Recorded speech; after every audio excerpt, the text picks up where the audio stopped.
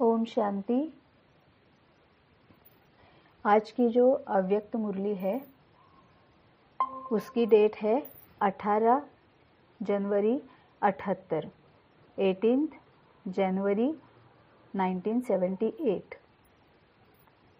बाप दादा की सेवा का रिटर्न। बाप दादा की सेवा का रिटर्न मतलब बाबा हमेशा हमें बोलता है कि बच्चे मैं तुम्हारी सेवा के लिए आया हूँ। मतलब बाबा जो बोलता है ना कि आपको निरहंकारी रहना है, तो ये जो सेंटेंस है उसमें से साफ साफ दिखाई देता है कि बाबा कैसा है, बाप दादा कैसे है, अव्यक्त ब्रह्मा बाबा और शिव बाबा वो दोनों कैसे है ये दिखाई देता है। आत्मा स्थिति में रहना है, आत्मिक स्वरूप में रहना है, मतलब कैसे रहना है, विकार से मुक्त रहना है, मतलब कैसे रहना है, सतयुगी आत्मा मतलब आत्मा को सतयुगी बनाना है, मतलब कैसे दिखाना है, कैसे करना है, कैसे रहना है। ये इस एक सेंटेंस से अगर हम इसको बहुत अच्छे से अगर विचार सागर मंथन इस पर अगर हम करेंगे तो समझ में आ जाएगा कि बाप दादा की सेवा का रिटर्न मतलब बाबा बोलता है कि मैं तुम्हारी सेवा करने के लिए यहाँ पर आता हूँ मैं तुम्हारी सेवा करता हूँ। अब इसमें और भी एक बात बाबा याद दिलाता है कि दान और सेवा इसमें क्या फ़र्क है ना। दान हम दान करते हैं और हम सेवा भी करते हैं, तो दान और सेवा इसमें क्या डिफरेंस है। तो दान मतलब ये क्या है कि जो जब हम सोचते हैं कि मुझे किसी को कुछ देना है, तो दान जब हम देते हैं तो हम डिसाइड करते हैं कि हमें क्या देना है, हमारे पास क्या है और उसमें से हमें क्या देना है, और ये भी हम ही डिसाइड करते हैं कि किसको देना है ना। तो जब हम डिसाइड करते हैं कि किसको देना है और जब हम डिसाइड करते हैं कि मेरे पास क्या है उसमें से मुझे क्या देना है, वो हो गया दान। मतलब पूरी तरह से हम डिसाइड करते हैं कि मुझे क्या देना है और किसको देना है। और इसमें और भी एक ऐड होता है कि क्यों देना है, क्योंकि जब भी हम इस तरह से कुछ दान देते हैं तो कुछ ना कुछ तो कामना रखकर, कुछ ना कुछ तो अपेक्षा रखकर हम देते हैं। मेरा भला हो, मेरे बच्चों का भला हो, मेरे युगल का भला हो, पता नहीं दुनिया का भला हो, भले ये ही क्यों ना हो, लेकिन ये कुछ ना कुछ अपेक्षाएं रखकर हम ये दान देते हैं। लेकिन सेवा मतलब क्या होता है जो बाबा करता है। सेवा मतलब यह है कि सामने वाले को जिस चीज़ की जिस वक्त जो ज़रूरत है वो मुझे उसको देना है। उसमें से ना मुझे कुछ मिलेगा, मिलेगा नहीं मिलेगा, कब मिलेगा, क्या मिलेगा, मुझे कुछ भी अपेक्षा नहीं है। दिमाग में भी इच्छा मात्रम अविद्या, मुझे मैं मतलब दिमाग में भी नहीं आता है कि मुझे इससे कुछ मिलेगा कि नहीं मिलेगा, कुछ नहीं दिमाग में आता है, बस मुझे देना है। क्यों? क्योंकि सामने वाले को ज़रूरत है। क्या देना है? जिसकी सामने वाले को ज़रूरत है ना। तो बाबा यही करता है, बाप दादा यही करते हैं कि सामने वाले को, जिसकी अभी सभी आत्माएं विकारी हो गई है, सभी आत्माएं बहुत ज़्यादा दुखी, कष्टी, असंतुष्ट, असमाधानी, अशांत ऐसे हो गई है, तो उनको क्या किसकी ज़रूरत है? सुख की ज़रूरत है, प्यार की ज़रूरत है, शांति की ज़रूरत है, रहम दिल बनकर उनके साथ रहने की ज़रूरत है ना। प्यार और अफेक्शन और दया इसकी उनको ज़रूरत है। उनको एक सोल्यूशन की ज़रूरत है कि वो अपने दुख दर्द से बाहर कैसे निकले। उनको शक्ति की ज़रूरत है कि अगर सोल्यूशन सामने आ भी जाएगा तो भी उस सोल्यूशन के मार्ग पर चलने के लिए उनको शक्तियों की ज़रूरत है। यही सब हमें बाबा देता है, बाप दादा हमें यही सब कुछ देते हैं, है ना। और इसमें से उनको क्या मिलता है? कुछ भी नहीं मिलता है। वो सोचते भी नहीं है कि इसमें से मुझे क्या मिलेगा, है ना। तो ये सेवा हो जाती है। जब हम सामने वाले को जो ज़रूरत है वो जब हम देते हैं तो उसको सेवा कहा जाता है। तो दान और सेवा में ये फ़र्क है। तो बाबा अभी बता रहे हैं इस मुरली में कि बाप दादा की सेवा का रिटर्न। सदा अतीन्द्रिय सुख व खुशी के झूले में झुलाने वाले सुख के सागर परमात्मा शिव बोले। सदा अतीन्द्रिय सुख, अतीन्द्रिय सुख मतलब क्या है? वो सिवाय हम ब्राह्मणों के कोई और नहीं जान सकता, है ना। जो मतलब अतीन्द्रिय सुख इसको कहा जाता है, ये सिर्फ हमें ही पता है कि वो अनुभूति होती है, अनुभव नहीं होता है।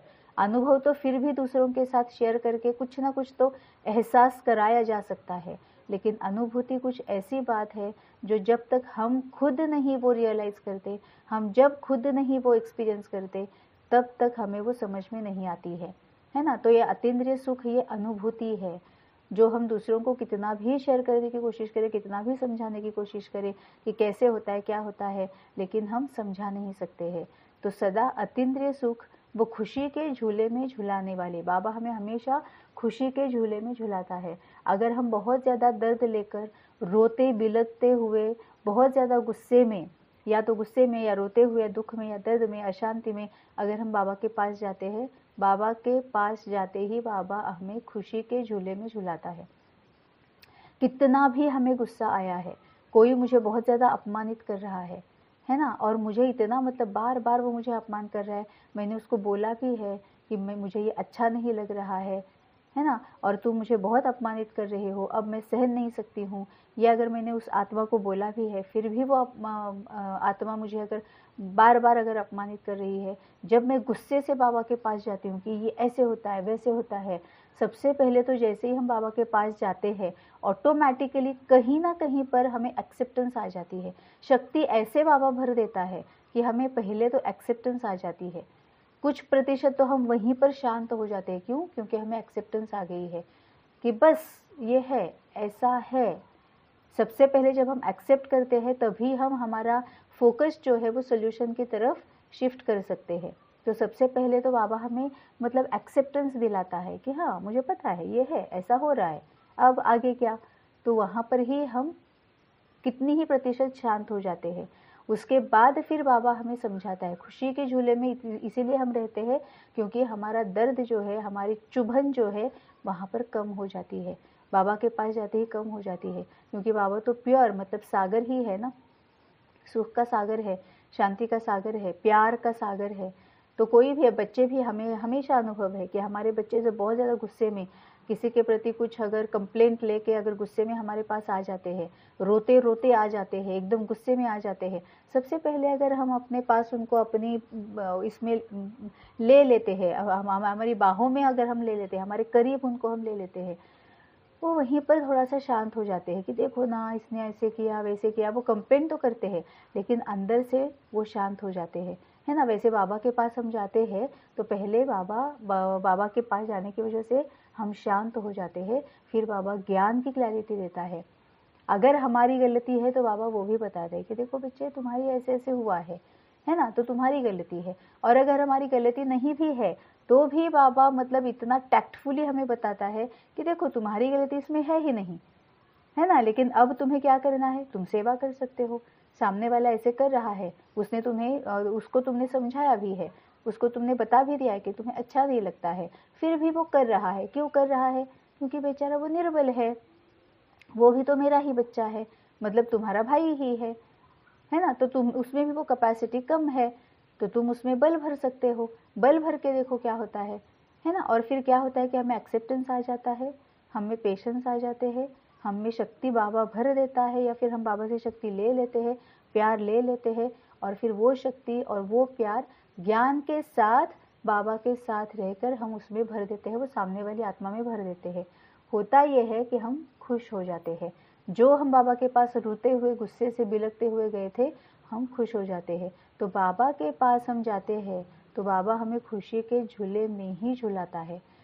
तभी सदा अतीन्द्रिय सुख व खुशी के झूले में झुलाने वाले सुख के सागर परमात्मा शिव बोले, आज स्मृति दिवस अर्थात समर्थी दिवस पर सब बच्चों ने अपनी अपनी लगन अनुसार भिन्न भिन्न रूप से याद किया। अब ये बहुत इंपॉर्टेंट है, एक एक वर्ड को समझना। अपनी अपनी लगन अनुसार भिन्न भिन्न रूप से याद किया। अब हम बच्चे, जो बाबा के बच्चे जो ही है, अलग अलग रूप से याद करते हैं, भिन्न भिन्न रूप से याद करते हैं। हर एक की अपनी अपनी अलग लगन होती है ना। अगर हम ऐसा मानते हैं कि बाबा ने जो बोला है कि मैं भी तुम्हारे जैसी ही आत्मा हूँ, सिर्फ क्या है कि मैं जन्म मरण के चक्र में नहीं आता हूँ, तो मैं देहाभिमानी नहीं बनता हूँ।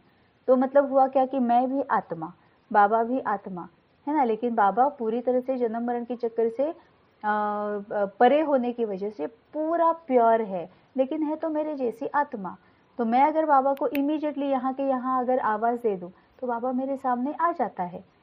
अगर मुझे बाबा को सामने बुलाने में अगर मैं कुछ और दूसरा कोई मार्ग अगर अपनाती हूँ, यहाँ जाना है, वहाँ जाना है, ये बोलना है, वो बोलना है, फिर बाबा को बुलाना है है ना, तो फिर वो मेरी अपनी दूसरी लगन है, फिर वो भिन्न रूप से सामने आ जाता है। तभी बाबा बोलता है कि सब बच्चों ने अपनी अपनी लगन अनुसार भिन्न भिन्न रूप से याद किया। फिर इसमें एक और भी बात है कि कोई दिल के स्नेही होते हैं, कोई दिमाग के स्नेही होते हैं, ये भी अलग अलग लगन है। तो बाप दादा के पास चारों ओर के स्नेही, सहयोगी, शक्ति स्वरूप संपर्क वाली आत्माओं के सब रूप की याद वतन तक पहुंची।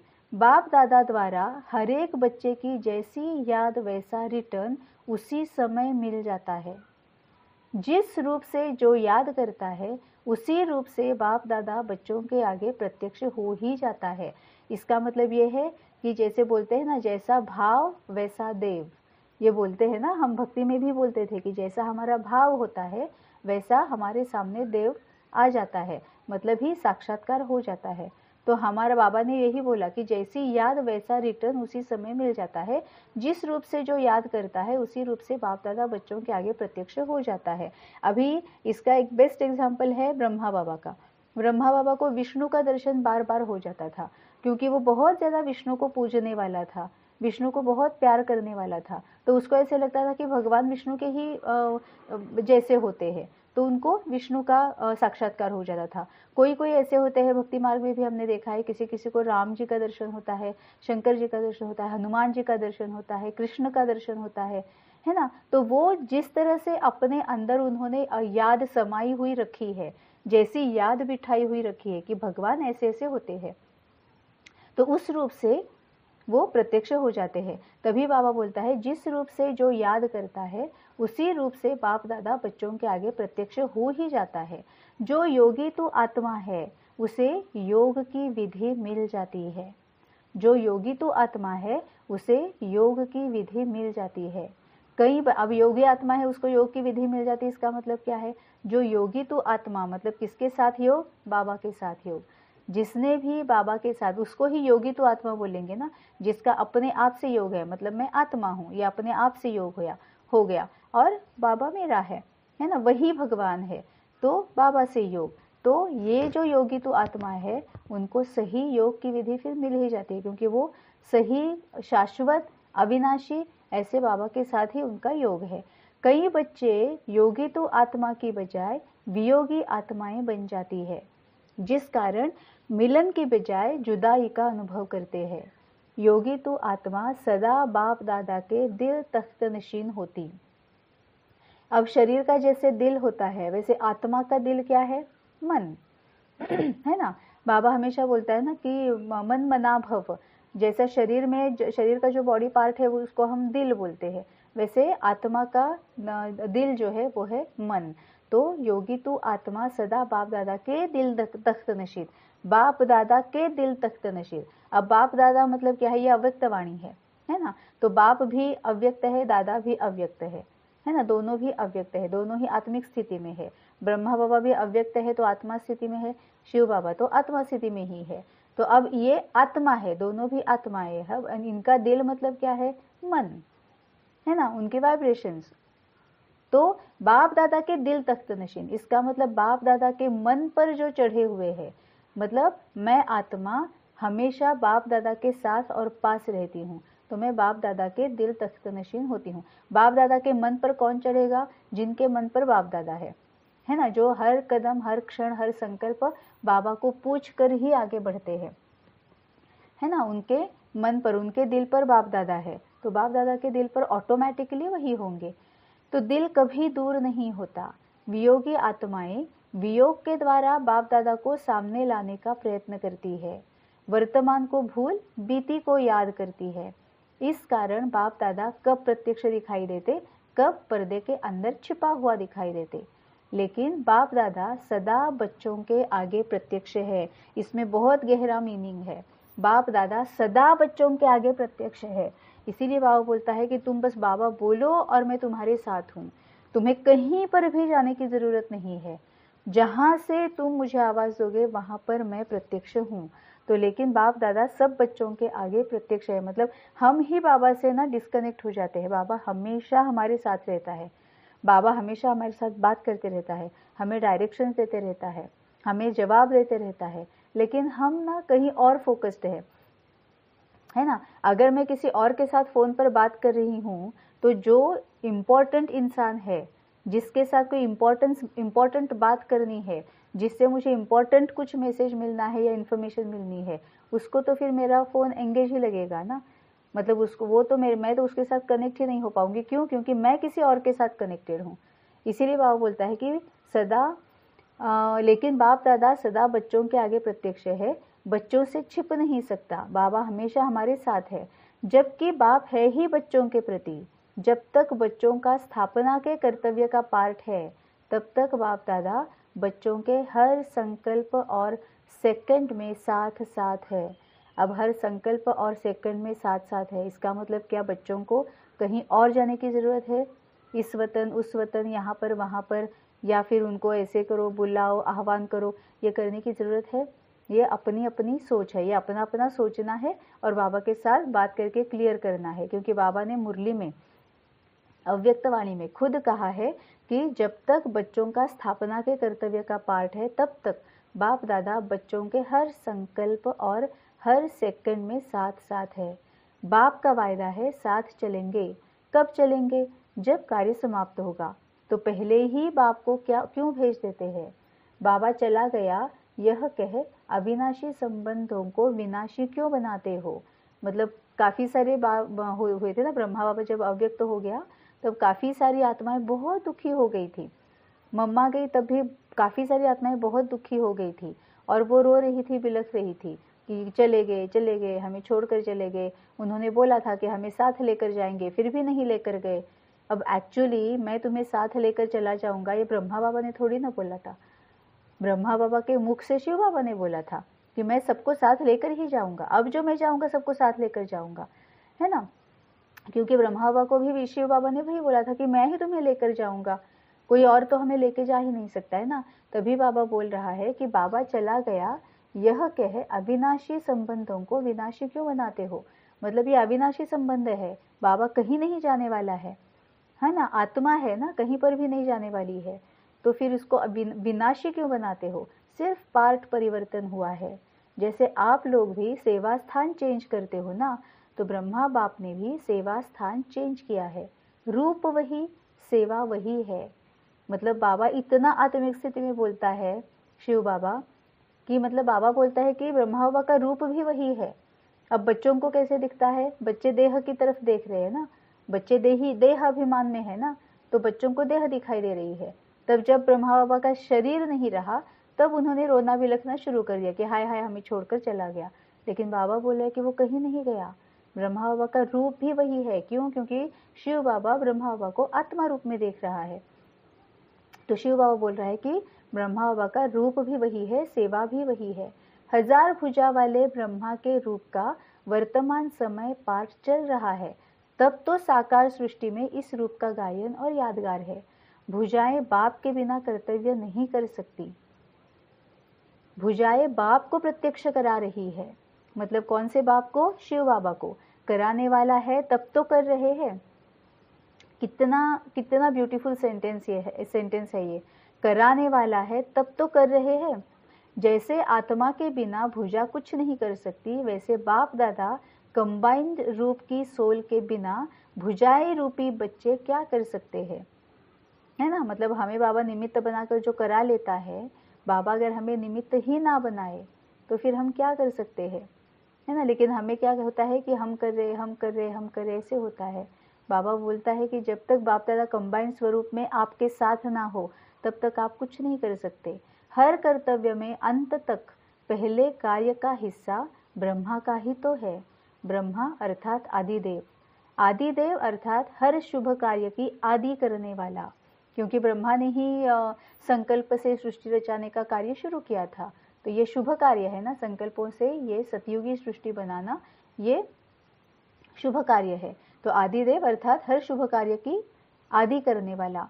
बाप दादा के आदि करने के बिना अर्थात आरंभ करने के बिना कोई भी कार्य सफल कैसे हो सकता है? हर कार्य में पहले बाप का सहयोग है ना। तभी बाबा बोलता है कि निमित्त मात्र बनो, निर्माण चित्त बनो रहो और निर्मल स्वभाव से करो। निमित्त मात्र, निर्माण चित्त और निर्मल स्वभाव। अनुभव भी करते हो, वर्णन भी करते हो, फिर भी कब कब भूल जाते हो। प्रेम के सागर में, प्रेम की लहरों में क्या बन जाते हो। लहरों से खेलना है, न कि लहरों के वशीभूत हो जाना है। गुणगान करो लेकिन घायल नहीं बनो। बाप देख रहे हैं कि बच्चे मेरे साथी है और बच्चे जुदाई का पर्दा डाल देखते रहते हैं, फिर ढूंढने में समय गवाते हैं। हाजिर हुजूर को भी छिपा देते हैं। मतलब इसके पीछे बाबा का ये कहना है कि जैसे ही तुम याद करोगे मैं तुम्हारे सामने हमेशा रहता हूँ, लेकिन तुम्हें याद करने की जरूरत पड़ती है। क्यों? क्योंकि हम भूल जाते हैं। तो तुम याद करते हो वैसे मैं वहां पर हूँ। तो यहाँ वहां जाने की या उसमें समय गंवाने की बिल्कुल भी जरूरत नहीं है। हाजिर हुजूर को भी छिपा देते। अगर आंख मिचौने का खेल अच्छा लगता है तो खेल समझकर भले खेलो, लेकिन स्वरूप नहीं बनो। बहलाने की बातें नहीं सुना रहे हैं।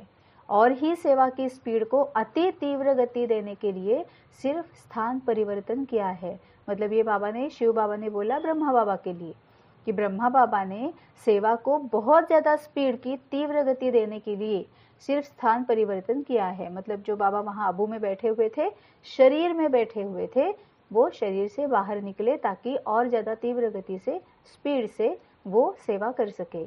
इसीलिए बच्चों, क्योंकि देह में जब हम होते हैं तो देह में होने की वजह से कहीं ना कहीं कुछ ना कुछ रिस्ट्रिक्शंस तो आते ही है ना, कुछ ना कुछ हद तो आती ही है। इसीलिए बच्चों को भी बाप समान सेवा की गति को अति तीव्र बनाने में बिजी रहना है। यह है स्नेह की रिटर्न। बाबा ने बोला मतलब हमें आत्मिक स्थिति में रहकर मनसा सेवा और संकल्प सेवा। ब्रह्मा बाबा ने क्या किया, जैसे ही अव्यक्त हो गया वैसे उनकी सेवा कंप्लीटली संकल्प सेवा और मनसा सेवा शुरू हो गई ना। वाचा और कर्मणा तो रही नहीं क्योंकि वो अव्यक्त हो गए। वैसे ही बाबा बोलता है कि तुम भी अव्यक्त रहो और मनसा सेवा और संकल्प सेवा इसमें ही बिजी रहो। यह है स्नेह का रिटर्न। बाप जानते हैं बच्चों को बाप से अति स्नेह है, लेकिन बाप का बच्चों के साथ साथ सेवा से भी स्नेह है। बाप जानते हैं बच्चों को बाप से अति स्नेह है, मतलब बच्चे बाबा से प्यार करते हैं, लेकिन बाप का बच्चों के साथ साथ सेवा से भी स्नेह है। बाप के स्नेह का प्रत्यक्ष स्वरूप सेवा से स्नेह है। मतलब जो भी हम सेवा कर रहे हैं बिल्कुल मन से पूरा सरेंडर होके, मेरा ये नहीं हुआ, मेरा खाना नहीं हुआ, मेरा ये नहीं, ये बिल्कुल याद भी नहीं आना चाहिए। बस सेवा है, हाजिर है। जैसे पल पल बाबा बाबा कहते हो वैसे हर पल बाप और सेवा हो, तब ही सेवा का कार्य समाप्त होगा और साथ चलेंगे। अब यहाँ पर अगर ऐसी सेवा करनी है तो बाबा ने पहले ही बोल दिया है कि हमें अव्यक्त सेवा पर में बिजी रहना है, मनसा और संकल्प सेवा में बिजी रहना है ना। फिर तो हम जहाँ पर भी है वहाँ से वो कोई भी सेवा कर सकते हैं। तो अब बाप दादा हर एक बच्चे को लाइट माइट हाउस के रूप में देखते हैं।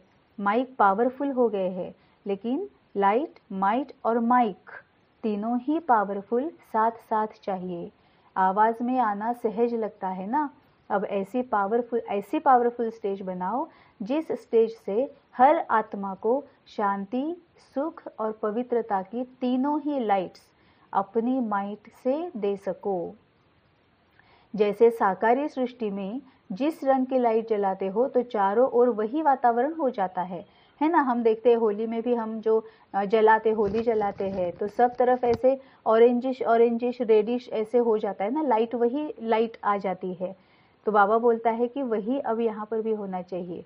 कौन सी? शांति, सुख और पवित्रता, है ना। मतलब ये क्या है कि हर एक को शांति फील होनी चाहिए, सुख फील होना चाहिए, पवित्रता फील होनी चाहिए। एट द सेम टाइम रंग भी वही होने चाहिए।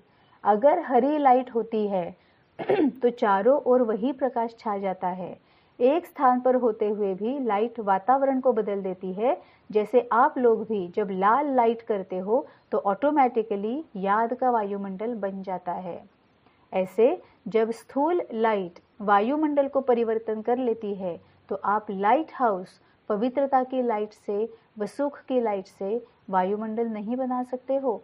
मतलब हमारे वाइब्रेशंस, है ना, ये जो माइट जो है, पावर जो है कि पवित्रता की और शक्तियों की और शांति की, ये जो पावर जो है वो वाइब्रेशंस जो है वो इतने पावरफुली हमें रेडिएट करने हैं कि पूरी आसपास की जो भी वातावरण है, वायुमंडल है, वो वैसे ही पावरफुल बन जाना चाहिए, पवित्र बन जाना चाहिए, शांतिपूर्ण बन जाना चाहिए और सुख स्वरूप बन जाना चाहिए। तो ऐसे जब स्थूल लाइट वायुमंडल को परिवर्तन कर लेती है तो आप लाइट हाउस पवित्रता की लाइट से व सुख की लाइट से वायुमंडल नहीं बना सकते हो। अब पवित्रता का लाइट मतलब क्या है? पवित्रता की शक्ति मतलब क्या है? डबल अहिंसक, उसमें से एक फैक्टर डबल अहिंसक, कोई भी व्यर्थ भी नहीं और कोई भी निगेटिव भी संकल्प नहीं, ना व्यर्थ संकल्प ना निगेटिव नकारात्मक संकल्प, है ना वेस्ट ना निगेटिव। तो वो है असली पवित्रता। बाबा जो आत्मा की पवित्रता बाबा बोलता है तो आत्मा की ही बोलता है। तो आत्मा की पवित्रता मतलब क्या है कि मतलब एकदम प्योर पॉजिटिव हेल्दी ऐसे संकल्प थॉट्स, और थोड़ा भी व्यर्थ भी नहीं और नकारात्मक भी नहीं। क्यों? क्योंकि पहले संकल्प क्रिएट होता है, फिर बोल से निकलता है, फिर कर्म में आता है। तो बाबा रूट कॉज पर ही काम करता है, रूट्स पर ही काम करता है। संकल्प है रूट्स किसका? बोल का और कर्म का, है ना। जब तक हम सोचते नहीं है तब तक ना हम बोलते हैं और ना हम कर्म में आते हैं, है ना। कुछ भी करो, कुछ भी करो। अगर हम सुबह उठते भी है, उठने से पहले मन में हम उठते हैं, है ना, मन में हम थॉट्स ये करते कि चलो अभी उठते हैं, है ना, अब उठना चाहिए, और फिर हम उठते हैं। ड्रेस भी पहननी है, पिंक कलर की ड्रेस पहननी है, सबसे पहले हम संकल्प क्रिएट करते हैं कि आज मैं ये पहनती हूँ, और फिर हम प्रत्यक्ष में वो पहनते हैं। अगर हम सोचेंगे कि नहीं मैं ऐसे ही कपड़ में जो भी आएगा आंखें बंद कर दूंगी, जो भी ड्रेस आएगा वो मैं पहनूंगा, तो वो भी हम पहले संकल्प में क्रिएट करते हैं। हम संकल्प करते कि आज मैं देखूंगा नहीं, जो भी हाथ में आएगा मैं पहन लूंगा। तो पहले संकल्प क्रिएट होता है, फिर वो बोल से निकलता है और फिर वो कर्म में आता है। और बाबा इसीलिए ही काम करता है हमारे संकल्पों पर, और इसको ही बाबा पवित्रता बोलता है कि किसी के बारे में वेस्ट या निगेटिव थॉट अगर तुम क्रिएट करोगे, वेस्ट या निगेटिव अगर संकल्प क्रिएट करोगे, तो तुम जिसके बारे में वो क्रिएट कर रहे हो उसकी शांति तुम भंग कर रहे हो, उसके शांति की, पवित्रता की, या फिर ज्ञान की, या तुम हिंसा कर रहे हो, है ना। क्योंकि जिसके बारे में हम सोच रहे हैं उनके पास वो वाइब्रेशंस जाती ही जाती है ना। वो पता नहीं चलता है हमें, क्योंकि अब हम अवेयर ही नहीं है, अब हम आत्मिक स्थिति में रहते ही नहीं है, हम भान में रहते ही नहीं है, हम तो देह भान में रहते हैं, तो हमें वो पता नहीं चलता है। लेकिन जिसके बारे में जो कुछ भी हम सोच रहे हैं वो उन तक पहुंचता ही पहुंचता है। तो उसको ही बाबा डबल अहिंसा बोलते हैं कि तुम दिमाग में, मन में भी अगर तुम किसी के प्रति गुस्सा करोगे, उस तक वो पहुंच रहा है, उस पर वो हिट कर रहा है, उसका गुस्सा ट्रिगर हो रहा है, इसका ही मतलब उसकी शांति तुम भंग कर रहे हो। क्योंकि उसका गुस्सा ट्रिगर हो जाएगा तो उसकी शांति तो भंग हो गई। पहले वो शांत था, तुमने गुस्सा क्रिएट किया उसके बारे में, उसके ऊपर वो हिट कर गया और उसका गुस्सा ट्रिगर हो गया, तो तुमने उसकी शांति भंग की, उसके शांति की तुमने हिंसा की। तभी तो बाबा बोलता है कि फिजिकली भी किसी की हिंसा नहीं करनी है, और आत्मा की भी, किसी की आत्मा के जो गुण है या फिर उसकी भी हिंसा नहीं करनी है। इसको बाबा आत्मा से भी अहिंसक और फिजिकली भी अहिंसक, इसको बाबा डबल अहिंसक बोलता है ना। तभी बाबा बोलता है कि तो आप लाइट हाउस पवित्रता की लाइट से व सुख की लाइट से वायुमंडल नहीं बना सकते हो। स्थूल लाइट आंखों से देखते, रूहानी लाइट अनुभव से जानेंगे। स्थूल लाइट आंखों से देखते, रूहानी लाइट अनुभव से जानेंगे। अगर मैं अगर यहाँ पर बैठी हूँ, है ना, और अगर मैं शक्ति की और सुख की अगर वाइब्रेशंस में भेज रही हूँ, है ना, तो फिर जो भी आसपास के लोग हैं, वायुमंडल आसपास का जो भी है, वो सुख का हो जाएगा। अब सुख का मतलब क्या है? संतुष्टता का। संतुष्टता का मतलब क्या है? जो भी हमारे पास है उसके प्रति ग्रैटिट्यूड, उसके प्रति संतुष्टता। नहीं तो हम करते क्या है, जो हमारे पास नहीं है उसके पीछे भागने लगते हैं, और इसमें हो जाता है कि जो हमारे पास है उसकी तरफ हम ध्यान ही नहीं देते हैं, वो इग्नोर करते हैं उसको, वो निगलेक्ट हो जाता है, उसका रिस्पेक्ट ही नहीं रखते हैं, उसका ग्रैटिट्यूड तो बाद की बात, उसके हमें भी रियलाइज़ नहीं होता कि अरे बस मेरे पास क्या क्या है, मेरे पास 2 आंखें हैं, 2 कान है, 2 हाथ है, 2 पैर है, मैं चल सकती हूँ, अच्छा मेरे पास शरीर है, ये भी हमें याद नहीं रहता है। इसका भी ग्रैटिट्यूड, इसका जो एक ये है ना कि एक अवेयरनेस जो है, रियलाइजेशन है, वो भी हमें याद नहीं रहता है कि मेरे पास क्या है। और सबसे इम्पोर्टेंट, अब तो हमारे पास बाबा है, ये तो हमेशा हमें याद होना चाहिए कि क्या है मेरे पास। मतलब पूरी दुनिया की कुछ भी, कोई भी अगर आराम की अगर चीज़ कोई है वो सामने लेके आ सकते हो, तो भी वो बाबा के सामने फीकी है। क्योंकि बाबा तो मतलब खुशी के झूले में आप तुम कुछ भी करो, रो दो, ये करो वो करो, बाबा के पास जाओ तो बस खुशी के झूले में बाबा झुलाता है। कोई भी देहधारी सिवाय बाबा के और कोई भी ये नहीं कर सकता है ना। तभी तो बाबा बोलता है कि स्थूल लाइट आंखों से देखते हैं, रूहानी लाइट अनुभव से जानेंगे। अगर हम यहाँ पर इतने संतुष्ट रहेंगे तो वो जो वायुमंडल होगा ना, वो अपने आप, क्योंकि ये बाबा करा रहा है, तो अपने आप ये हो जाएगा कि उनको समझ में आ जाएगा, वो रियलाइज करेंगे कि उनके पास क्या है ना। तो वो संतुष्टता के जो अनुभव है वो कर पाएंगे। वर्तमान समय इस रूहानी लाइट्स द्वारा वायुमंडल परिवर्तन करने की सेवा है। सुना अब सेवा का क्या रूप होना है। दोनों सेवा अब साथ साथ हो, माइक और माइट, तब सहज सफलता मूर्त बनेंगे। माइक और माइट, ये दोनों सेवा जब साथ साथ में होंगी तब सफलता मूर्त बनेंगे। ओम शांति।